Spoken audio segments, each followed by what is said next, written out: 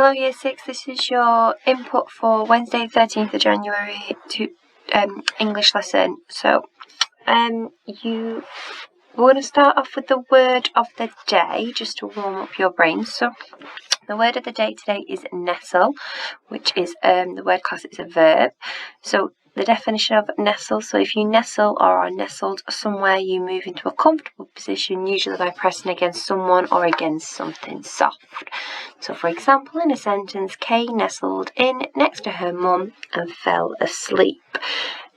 One of your challenges today is, can you write your own sentence using the word nestle? You can put nestles, nestled, for example, she carefully nestled the hamster into its cage. That would be a way you could just change the word slightly, but you're still using that word of the day. So have a go at using that word of the day in a sentence to warm up your English brain ready for the rest of the lesson. Now, your lesson today is focusing on using cohesive devices. Now, we looked at this yesterday because yesterday you did your introduction to your non-chronological report. Now, you've gathered all the information, you've planned it, you've done your introduction, so we're now at the stage where you're writing the main bulk of your non-chronological report. Now, when you planned it into 4 sections. We're only going to do 2 of them today, and then we'll do 2 tomorrow. Okay, so I'm going to model and show you how to do a paragraph, and then you're going to choose 2 from your plan and write the 2 paragraphs, including all the wonderful information and lots of cohesive devices. So looking back at what you did yesterday, Mrs. Matthews talked through what cohesive devices are. Now, they are words, phrases that you use that helps your writing flow. You don't want it to sound robotic, so you want to avoid repetition of certain words and phrases. So rather than saying yellow spotted lizard lots of times, you can use different pronouns, it, they, their, okay? Or you can use synonyms for yellow spotted lizard, reptiles, these creatures. So when you go to write yellow spotted lizard, look back, have you just done it? Because you might want to use a different pronoun or use a synonym instead, okay? As well as that, you can use fronted adverbials, or you can use a subordinate clause where your conjunction is at the beginning of the sentence. So these words that are here on the left, on the right, use them. They will help you with your writing, okay?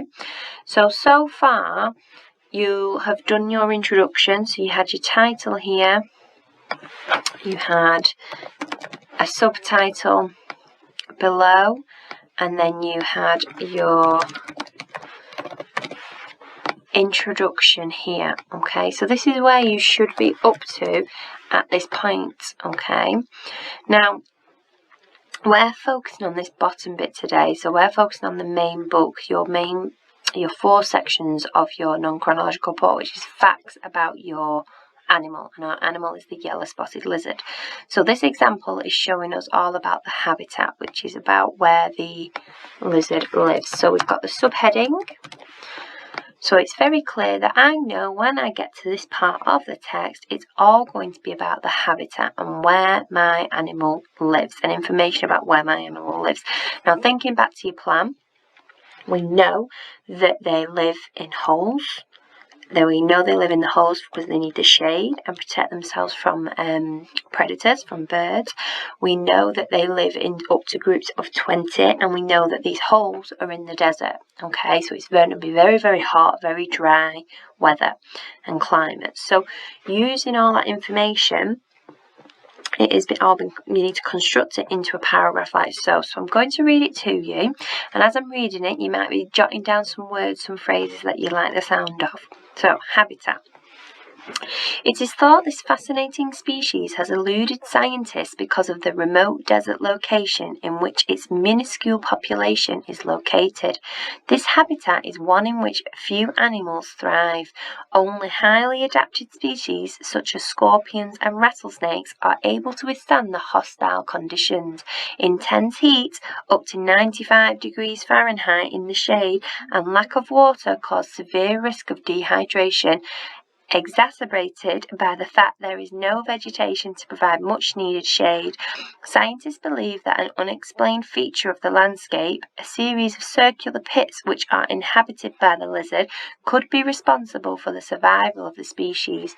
Its origins, however, remain unknown. Now, within there's lots of different features, one of them being the tricky vocabulary, because I even struggled with a few of those words. So, for example, we've got minuscule, okay, meaning small. Okay, there's a small population, there's not many of them, but instead of saying small, they've used minuscule. We've got exacerbated, which is down here, which is just a posh word for making something worse, okay? So it's talking here about how hot it is and the lack of water. It's meaning that there's a severe risk of dehydration, and then it's made worse by the fact that there's actually no vegetation, which means there's like no plants, no trees or anything to provide much needed shade for these animals. So some really good words there. You've also got down here origins, meaning where it's come from, inhabited, what lives there, okay, hostile, meaning it's quite aggressive, so eluded means you've evaded and they've not been seen before. So those words they're year 6, if not higher than year 6 level vocabulary, so you could try and magpie and take a few of those words and use them within your own writing.